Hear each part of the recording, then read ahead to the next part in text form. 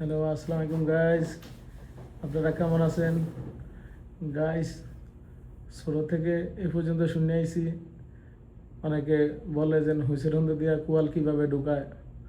তো মাথার ভিতরে এটাই টেনশন করতাম, চিন্তা ভাবনা করতাম হুইসেল দিয়ে আবার কুয়াল ঢুকি কীভাবে। তো এই দেখেন, জাস্ট চোখের সামনে প্রমাণ। এই আমাদের যে লাইটটা এলো ছোটো একটা বাল্বের জন্য বানাইছে, এটা ডিজাইন, এটা ছোটো মরিচ বাতির জন্য বানাইছে। এটার ভিতরে একটু সামনে নিয়ে দেখাই, দেখেন কি বড় একটা লাইট ঢুকাইছে কত বছর নিচে গাইজ দেখেন, আপনাদের বাস্তব প্রমাণ। তার পাশাপাশি আরেকটা লাইট আছে দেখেন, তা এটা চলে মোটামুটি, এটা ছোটো একটা লাইট আছে। তা এটার জন্য না, এটা চারটে ছোটো একটা লাইট থাকে।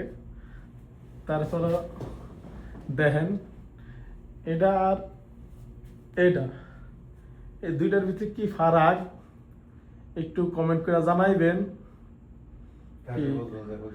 তো বুঝবেন যে বাস্তব প্রমাণ হুইসেল দিয়ে কীভাবে কুয়াল ঢুকে কিনা না তা কমেন্ট করবেন, ঠিক আছে?